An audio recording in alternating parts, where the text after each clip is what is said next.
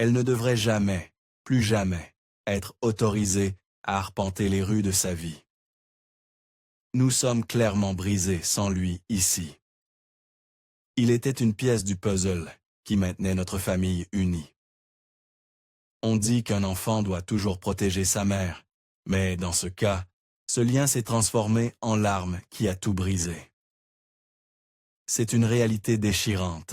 C'est pourquoi, chez Amaz Brown, la femme que vous voyez dans cette interview était si déterminée à obtenir justice pour leur famille. Car parfois, les signes avant-coureurs sont déjà là.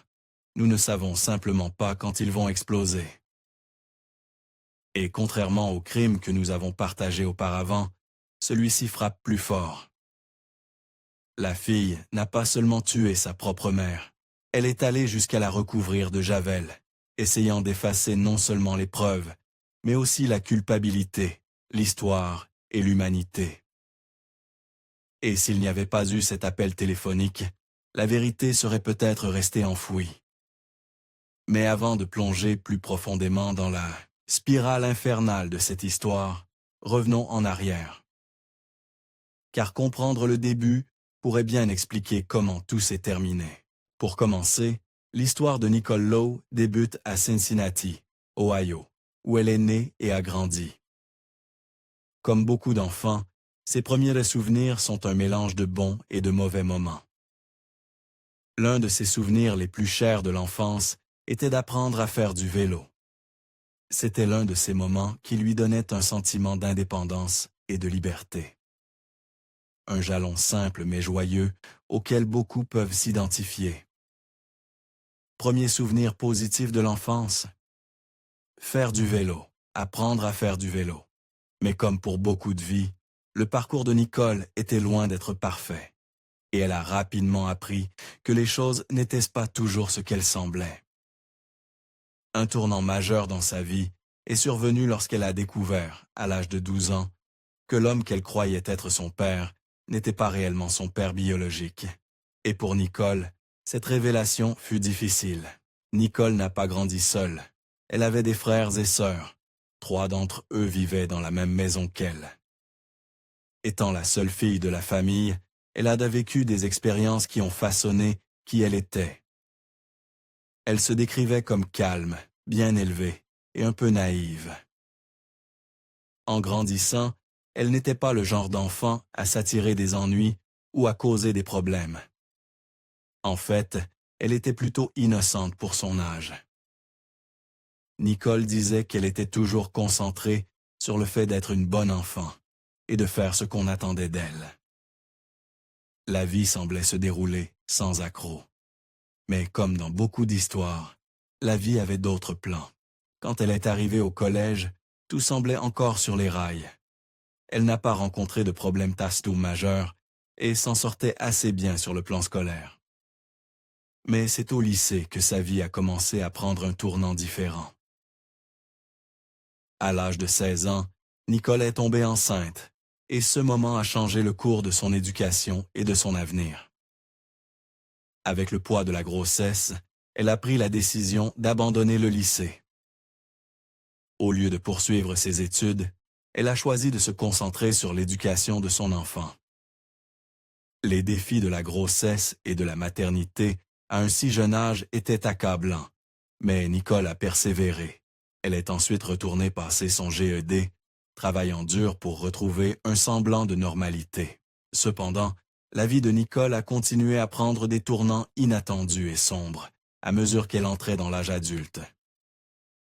Bien qu'elle ait initialement évité les activités criminelles graves, elle a eu quelques démêlés avec la loi. Il s'agissait d'infractions mineures, comme recevoir des biens volés ou participer à des virées en voiture volée. Ce n'étaient pas des crimes qui attireraient l'attention, mais ils marquaient le début de ses difficultés avec la justice. Et ces infractions mineures allaient s'aggraver en 2002, lorsque Nicole s'est impliquée dans un crime qui laisserait un homme mort et changerait à jamais le cours de sa vie. La victime, Jeffrey Brown, était quelqu'un qu'elle connaissait bien. Il n'était bien pas juste des connaissances ou des étrangers. Nicole et Jeffrey étaient des amis proches. Ils travaillaient à proximité l'un de l'autre, et de l'extérieur, leur amitié semblait ordinaire. Mais ce n'était pas toute l'histoire. En coulisses, des choses se passaient dans la vie de Nicole que personne n'aurait pu deviner, et ces secrets joueraient un rôle important dans ce qui s'est passé ce jour fatidique. Nicole était mariée à l'époque, et elle avait un mari et un ami qui joueraient également des rôles cruciaux dans le crime. Elle avait rencontré son mari sur une ligne de chat, ce qui était assez courant à l'époque, et les deux ont développé une relation qui les mènerait plus tard à une implication criminelle. La troisième personne impliquée dans la situation était un ami de son mari, quelqu'un qu'elle ne connaissait pas très bien, mais en qui elle avait suffisamment confiance à ce moment-là. Ces trois personnes, Nicole, son mari et son ami, seraient toutes les impliquées dans le crime qui s'est terminé par un meurtre. Lorsqu'on lui a demandé d'expliquer ce qui s'était passé, Nicole a parlé ouvertement de son rôle dans le crime. Elle avait été celle qui avait organisé les choses, bien qu'elle n'ait jamais imaginé que les choses tourneraient aussi mal. À l'époque, elle croyait prétendument que ses complices allaient simplement récupérer des drogues volées à quelqu'un d'autre. Elle pensait que le plan était de reprendre ces drogues, pas de tuer quelqu'un. Elle ne savait pas que les choses dégénéreraient au point de devenir un homicide. Nicole a expliqué qu'elle avait donné à ses complices la clé de la maison de Jeffrey, pensant qu'ils allaient prendre les drogues et partir sans faire de mal. Savez-vous exactement comment cela a été organisé ou comment cela s'est déroulé? Eh bien, j'étais dans la voiture, donc tout ce que je sais, c'est que j'ai pratiquement tout organisé, mais je ne savais pas qu'ils allaient le tuer. Je pensais qu'ils allaient juste récupérer des drogues volées à quelqu'un d'autre. Mais en fin de compte, ce n'est pas ainsi que les choses se sont passées. Le vol a tourné au drame. Jeffrey Brown a été abattu et tué. Ses actions, qu'elles soient intentionnelles ou non, ont joué un rôle crucial dans les événements qui se sont déroulés. Elle avait aidé ses complices à couvrir leurs traces et était restée silencieuse sur toute l'affaire par la suite. Même si elle n'avait pas appuyé sur la gâchette, elle avait tout de même contribué à ce que cela arrive. Qu'elle l'ait pleinement compris ou non, elle savait que ses actions auraient de graves conséquences et, au fond, elle réalisait qu'elle était tout aussi responsable du résultat. Après la fusillade, les choses ne se sont pas calmées rapidement. L'après-midi chaotique a laissé Nicole dans un état de choc et de peur. Elle a décrit ce qui s'est passé ensuite dans son récit. Elle a déposé ses complices et est rentrée directement chez elle, mais son périple ne s'est pas arrêté là. Une fois chez elle, elle a dû faire face à la tâche sinistre de nettoyer la voiture. Il y avait du sang dans le véhicule, un rappel brutal de ce qui venait de se produire. Nicole ne savait pas quoi faire. Elle n'était pas sûre si ses complices de s'étaient débarrassés des preuves, comme les armes ou les vêtements portés pendant le crime, mais elle savait qu'elle devait agir rapidement pour couvrir ses traces. Dans la panique, elle a essayé d'effacer toute trace de ce qui s'était passé. Mais la réalité de la situation s'est imposée. Elle était terrifiée, et elle pouvait sentir le poids du crime s'abattre sur elle. La justice n'a pas été immédiate. Nicole a vécu avec le poids de ce qu'elle avait fait pendant une année entière, avant que la police ne la rattrape enfin. En 2003, près de 12 mois après le crime, la police l'a retrouvée et arrêtée. L'écart d'1 an entre le crime et son arrestation lui a donné le temps de réfléchir. Mais cela signifiait aussi qu'elle vivait avec une anxiété et une peur constantes. Nicole a été condamnée pour son rôle dans le vol qui s'est transformé en meurtre. Elle a été condamnée à 8 ans de prison. Ses complices ont également été condamnés, et chacun a reçu une peine de 10 ans de prison, 2 ans de plus que la peine de Nicole. Selon Nicole, sa mère lui rendait visite 1 fois par semaine, l'aidant à rester connecté au monde extérieur et lui apportant un soutien émotionnel indispensable. Ce sont ces visites qui l'ont aidé à faire face à l'isolement et à la solitude que la vie en prison entraîne souvent. Pendant son temps derrière les barreaux, Nicole a occupé un emploi, restant productive et essayant de maintenir un semblant de normalité. Avant de continuer, je veux connaître votre avis sur sa condamnation. Compte tenu de ce qu'elle savait du crime, pensez-vous honnêtement que 8 ans était suffisant? Ce cas est particulièrement glaçant, car selon les rapports de police, Nicole entretenait une relation intime avec la victime. Elle a utilisé cette confiance à son avantage, le volant dans son propre appartement. Et tragiquement, ses complices ont fini par lui ôter la vie. Alors qu'elle s'en sorte avec seulement 8 ans, c'est plus que troublant. On dirait presque une gifle au visage de la victime et de sa famille. Qu'en pensez-vous? La justice a-t-elle vraiment été rendue? Partagez vos pensées ci-dessous. Avançons rapidement jusqu'en 2010, près de la fin de sa peine de 8 ans, Nicole a écrit une lettre aux responsables de la prison, exprimant ses remords et promettant de se racheter. Dans la lettre, elle écrivait « Je trouverai un groupe pour pouvoir redonner. J'ai fait beaucoup de mal à beaucoup de gens, donc j'ai beaucoup à rattraper. » Ces mots semblaient sincères, comme si Nicole avait enfin accepté son passé et voulait réparer les torts qu'elle avait causés. On aurait dit qu'elle essayait vraiment de changer et de se racheter pour la douleur qu'elle avait infligée. Elle était sur le point d'être libérée de prison, et elle espérait qu'en aidant les autres, elle pourrait commencer à guérir les blessures qu'elle avait causées. Mais dans un revirement tragique, les promesses de rédemption de Nicole se sont révélées creuses. Moins de 5 ans après sa libération, Nicole Flagg, comme elle se faisait désormais appeler, s'est impliquée dans un autre crime violent qui a choqué tous ceux qui la connaissaient, une femme accusée d'avoir tué sa propre mère. Aujourd'hui, elle s'est présentée devant un juge. Christy Davis, de Poil WT, est en direct dans la salle de rédaction maintenant, avec de nouvelles informations sur le possible mobile et la suspecte. Christy, bon après-midi. Bon après-midi. Mark.Nicole Flagg a déjà passé du temps en prison pour avoir tué quelqu'un auparavant. Maintenant, elle est accusée d'avoir tué sa propre mère. Nicole Flagg, 41 ans, s'est présentée au tribunal ce matin. Elle s'est rendue aux autorités hier. Les officiels ont trouvé la mère de Flagg, Ravinia Love, 61 ans, dans son appartement de Montgomery Road. Le fils de Love a demandé à la police de vérifier l'état de sa mère après avoir appelé sur son téléphone portable et entendu un message étrange sur son répondeur. Selon les rapports officiels, dans la nuit du 9 avril 2015, Nicole Flagg s'est retrouvée expulsée par son partenaire, Rahman.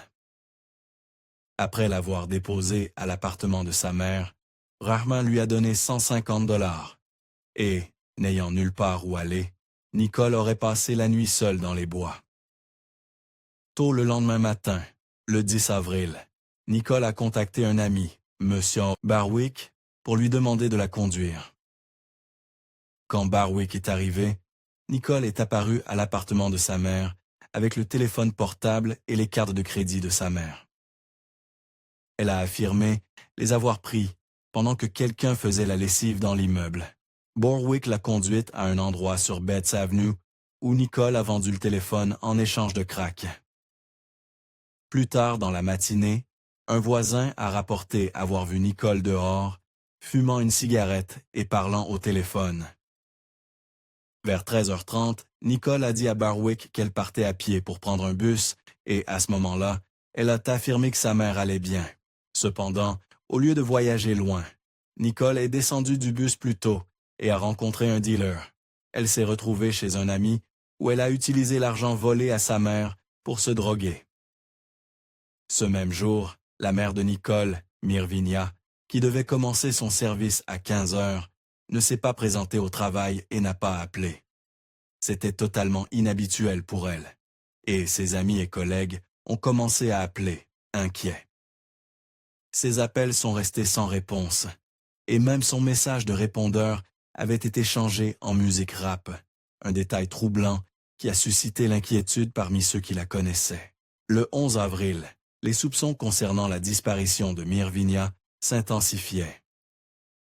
Nicole, tentant de couvrir ses traces, a commencé à passer des appels. Elle a demandé à Barwick de se débarrasser du téléphone volé, craignant qu'il puisse être tracé. Ce même jour, elle a tondu la pelouse de Ramon et est restée à l'intérieur, essayant de ne pas attirer l'attention sur elle. Pendant ce temps, des voisins ont rapporté avoir entendu des disputes et des cris provenant de l'appartement de Mirvinia, bien que la chronologie restait floue en raison de problèmes de communication. Les détails les plus troublants, cependant, sont apparus le lendemain, le 12 avril.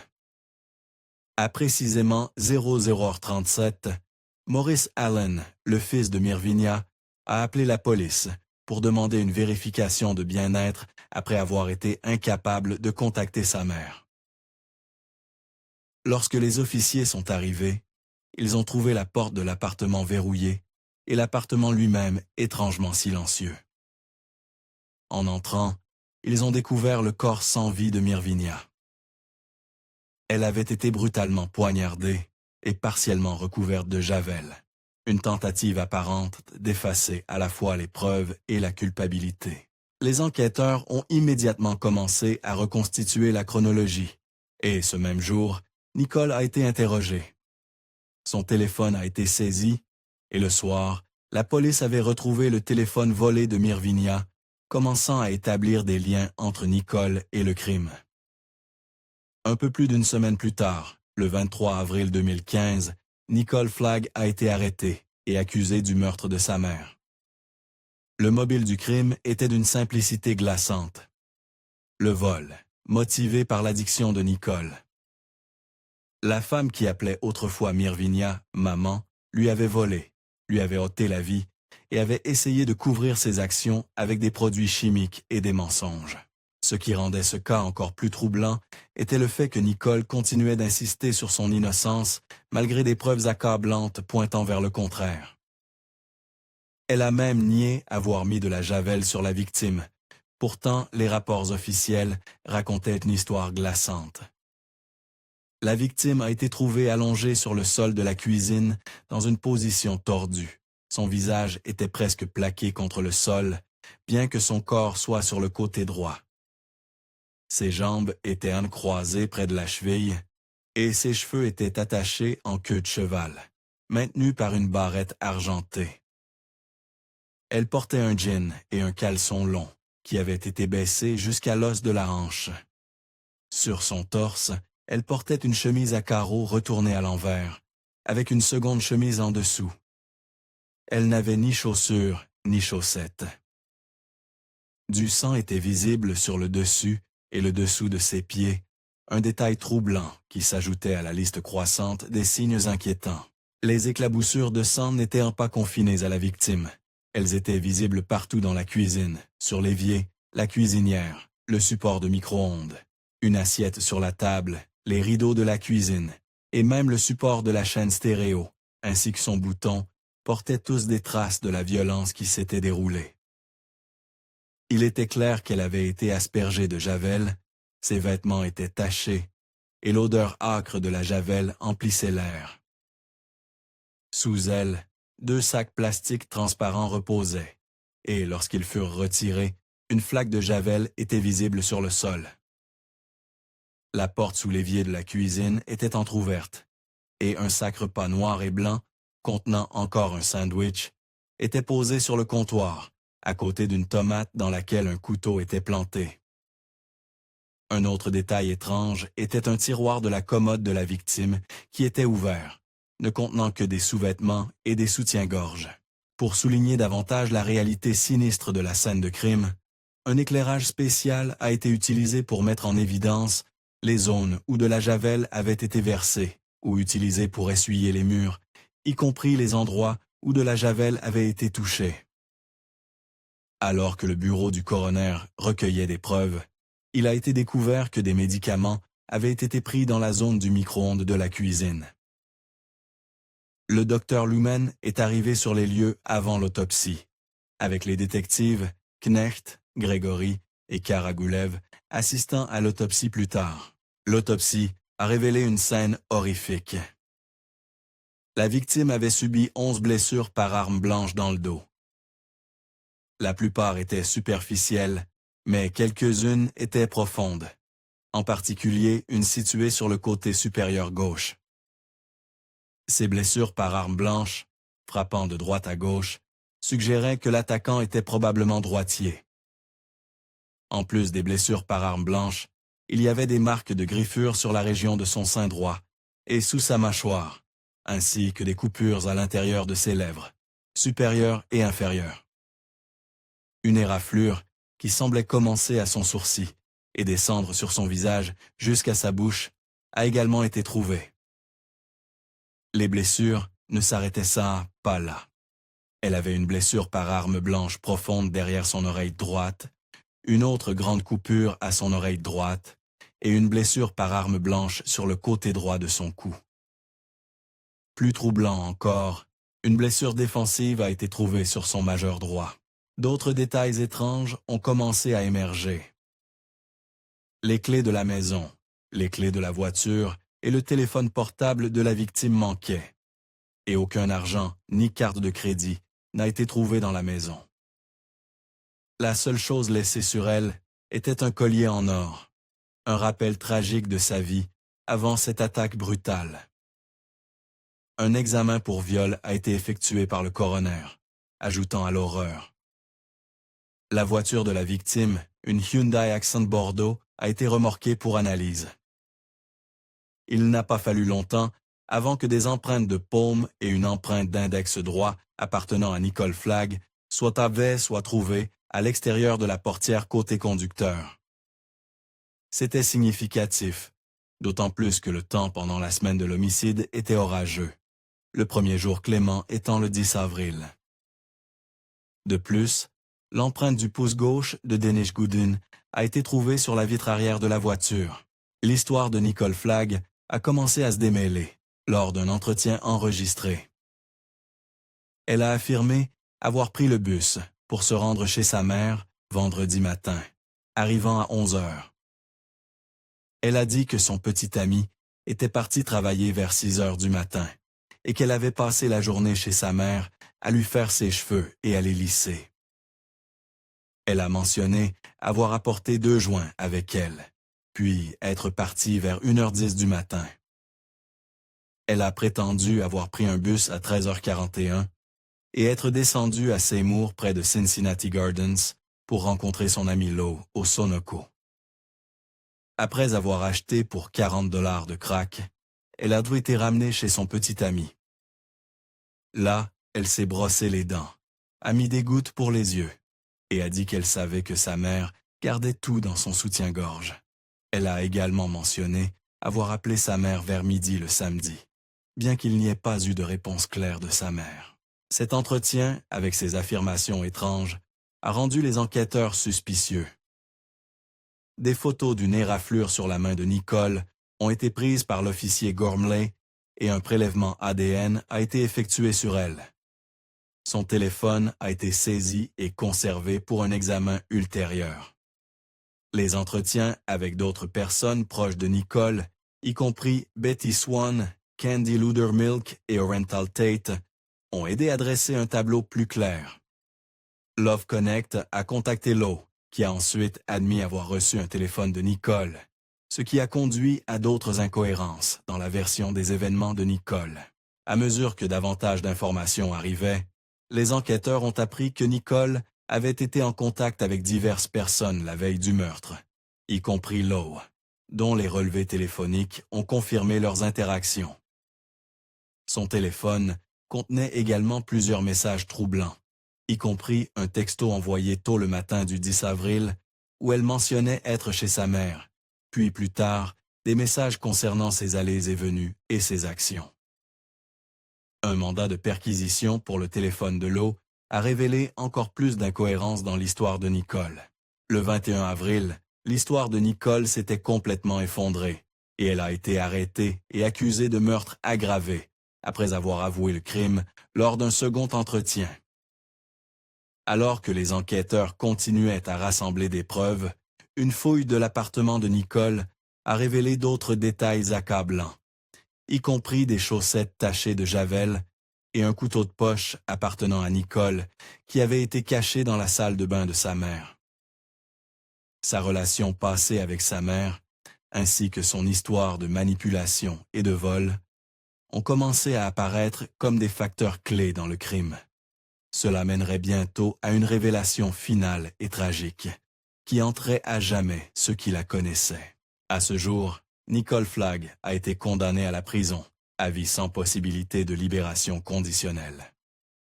Identifiée comme la détenue numéro 20973.34, elle purge une peine à vie, assortie de 15 années supplémentaires pour vol aggravé, altération de preuves et outrage à un cadavre.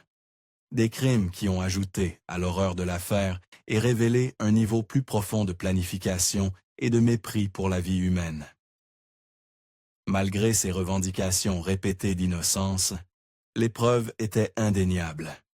Ses empreintes digitales et son ADN ont été trouvées sur la scène de crime, contredisant directement son histoire.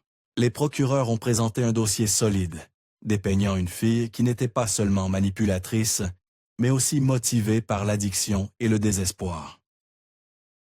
La salle d'audience était remplie d'émotions lorsque le juge Stephen Martin, sous le numéro de dossier BIM 521704, a prononcé la sentence dans le comté de Hamilton, Ohio. Le juge n'a pas mâché ses mots, soulignant la brutalité de l'acte et la trahison absolue de la confiance maternelle. Flagg a montré peu de remords pendant le procès, et beaucoup ont décrit son attitude comme froide et détachée. Les appels de son équipe juridique ont jusqu'à présent été infructueux, et les documents judiciaires, désormais publics, détaillent les efforts considérables déployés par les forces de l'ordre et les experts médico-légaux pour faire éclater la vérité. Aujourd'hui, Nicole reste derrière les barreaux sans espoir de liberté, son nom à jamais lié à l'un des meurtres familiaux les plus troublants de l'Ohio. Maintenant, je veux connaître votre avis. Pensez-vous que la punition de Nicole était trop sévère ou pas assez? La prison à vie signifie qu'elle ne marchera plus jamais libre, mais certains estiment que ce qu'elle a fait était si cruel et calculé que seule la peine de mort aurait été appropriée. Qu'en pensez-vous? Partagez vos pensées dans les commentaires ci-dessous. Si vous êtes arrivé jusqu'ici, assurez-vous de regarder la prochaine vidéo, je pense que vous l'apprécierez.